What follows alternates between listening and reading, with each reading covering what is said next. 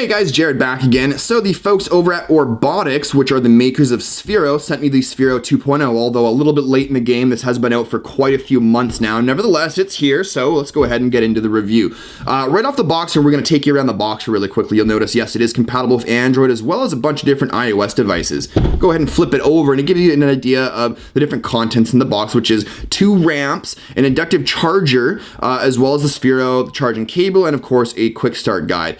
Further down the box here, you'll notice though that it is, this is kind of giving you an idea of why it's the 2.0 model. 2 times faster, 3 times brighter, and it's got 25 plus free applications both on the Play Store as well as the Apple App Store.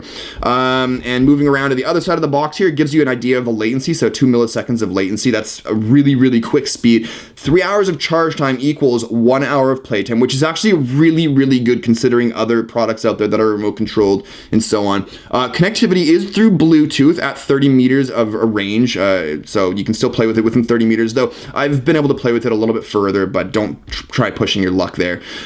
Also, that's Bluetooth is something because that's the main source of connectivity. We're going to touch base on that in just a moment here, which is very important. And we do have the multicolor action, so you can change the color of the SPHERO to whatever color you want. So go ahead and pop the box open here. And there's your quick start guide. When you do get yours, this will be up at the top here like that. And then of course your SPHERO will be just kind of sitting there. Pulling this out, this is the same exact material as the ramps. And I can't for the life of me figure out why the hell you would use this. I don't understand. The only thing I could think of is to set that up there, set this up here, and try and drive it off the ramp into the cup itself. Though because you know, and it's a great construction, but because of the motors inside of it and the build quality of it, it makes it actually considerably heavier, so it actually ends up falling short, which is a little bit disappointing.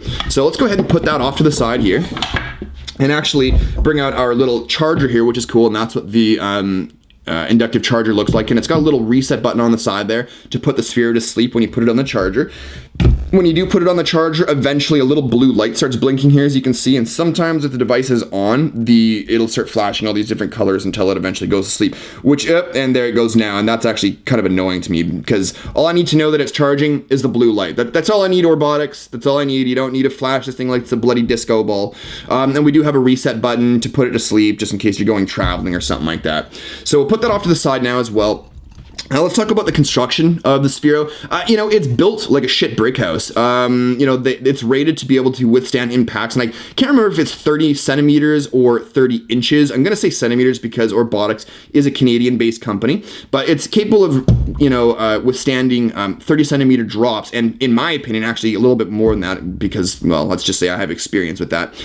So great plastic. It is durable. I've beaten the crap out of this thing so far while I've been testing it, and there's no cracks on it whatsoever, except of course the little seam that they use to, you know, build it. But and that actually makes it completely waterproof, and that kind of bleeds into why they've got an inductive charger. If it wasn't inductive and you had a little charging hole on the side there, well, it wouldn't be as waterproof, is it? You'll also notice it's got some different little swirls around the ball there, which are actually textured to provide a little bit more grip, though driving it on hardwood floors is very frustrating because the thing does actually just spin for the first few seconds before it gets going, especially at full speed. And that's another thing. The thing actually does get going pretty damn quick. It's got new motors inside of it, so it gets going really quick. They said it's 2 times faster, and I'm gonna have to agree with them. It is quite the quick little thing there. And the gyroscopes on the inside do a really good job of actually keeping it centered and balanced on different degrees of terrain. So that's really cool. Now let's get into my complaints about this, and I've got quite a few of them, but the most important one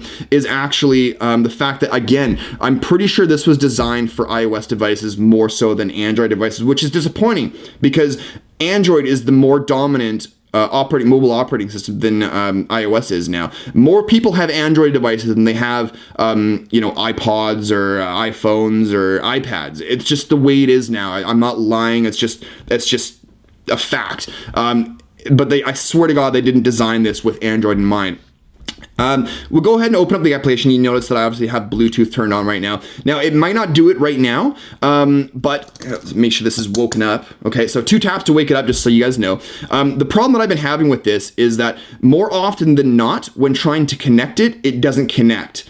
So it takes either a really long time to connect or it just doesn't connect at all. And you'll notice, oh, finally it found the SPHERO, which is fantastic. So great. Now we've got the SPHERO going. We can set this up. And this is something that's really annoying, actually. Let me click back here to the previous screen. And as you can see, again, not designed for Android. So I'm clicking the back button and it's not going to the previous screen. Every single time you power up your SPHERO, you have to go through this walkthrough. Click next. Okay, yes, it's moving. Now we have to calibrate so we can get the tail in the right spot so it knows which way to go. So there's the tail, the extra bright light there. Click next. We'll click yes. And then right there, actually, if I had it, my hand let go, it's supposed to launch forward. Then we click done. And now we're finally synced up and ready to start driving it around, as you can see. Right? That's fantastic, but every single time you want to play with this, you have to go through that, which gets really, really repetitive and cumbersome, right? Then, of course, we've got some different things that we can do here. Click on that little button there, and of course, we can change the colors, make it look real pretty and stuff like that. We can change the speed, right? So from tortoise all the way up to the hare.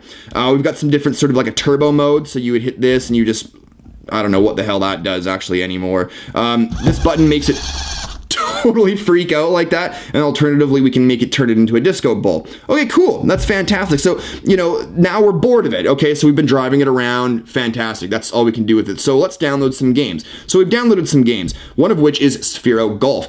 This game is absolutely terrible with this SPHERO. I get it. I don't know if it's because it was designed maybe, or maybe a direct port from iOS. I don't know. I don't own an iPhone, but it feels like it. So once you've calibrated it, yet again, we got to do the whole calibration thing. And for some reason right now, it's not showing the tail. Where's the tail, right? You can see it moving it around, but there's no calibration. There's no tail anywhere. And now we've lost connection. There it is. Now we lost connection. Now we're not having fun anymore. We're pissed off. We were looking forward to playing golf with it, and it's lost connection. So we have to boot off our phone and boot it back up so that we can try to reestablish a connection. But aside from that, on the side here, we've got a little power sort of meter here. So if I put it up to full power, and then I, like normal, I was usually, you know, you flick it. So that's one method of doing it. It actually only goes forward like 2 or 3 feet, which is like, what? The other method is to swing it. So you'd click ready, you would face your phone there, put your hand, touch it there, and then you give it a little swing. Same thing. I've done it at a baseball swing power as well as a little putter power, and both of which go about 2 to 3 feet. So that's disappointing, on top of having to spend the next 5 to 10 minutes trying to reconnect your SPHERO. The next one that I thought was really cool, and it did actually, it was entertaining when it worked, is the rolling dead. So basically what would happen is you have this all connected, if you can get it connected based on your Android device, and it uses augmented reality. So it's going to use your rear facing camera, and these little zombies start popping up out of the ground, and you use your flamethrower to torch them all. And hey, that's cool when it works, and then all of a sudden it loses connectivity, and then you've got to restart your phone, restart your SPHERO, reconnect the game, recalibrate it, and then you're back off to the running again. The problem is that, well, it's only fun for maybe 10 minutes, and then you get bored of it, and then you're like, wow, fantastic. So as an adult, is it something that I would keep, or that would keep myself personally entertained? No, not even close. I was bored of it really, really quickly. For kids, man, kids have imagination, and they have time to do things. You know, you give them a ramp, you let them go outside, you send them down to the beach or to the lake to play with this thing. They can toss it in the lake, they can toss it in the bathtub or in the pool. The thing can take a beating. And obviously with a kid's imagination, you're driving around a little ball with whatever expensive phone you decided to allow them to have to play with it. Fantastic, money worth spent. It's worth the money is what I'm trying to say. But as an adult, I'm gonna have to tell you guys, with all these issues, there's no way I'm willing to sit here and let this reconnect all the time, and so on and so forth. But hey, you know what? For a kid, great construction. They can beat the crap out of it. It'll last forever. An hour of game or of play time with only 3 hours of charging. A really cool sort of inductive charger. It's waterproof, and a little mini hack. Just throw some rubber bands on there. They do sell an accessory that has sort of like that. It's kind of quite reminiscent of, like, say for instance, a dirt bike's tires with lots of big nubbies all over it for greater traction and potentially greater durability. Just throw some elastic bands on there and you'll do just fine. And it's obviously a lot cheaper. Anyways, guys, it's kind of a neat little toy, but it's not something that I would keep around. So after this video, come Christmas time, I'll probably gift it to my buddy's kids. Anyways, guys, if you agree with anything I said in this video, or you have any questions, more questions about this, go ahead and leave them in the comments down below. If you like the video, click that likes button up. I think that's down below as well now. And if you're new to the channel, subscribe for more videos in the future. But that's it, though. Thanks for watching as always, and we'll see you in the next one. Cheers, guys.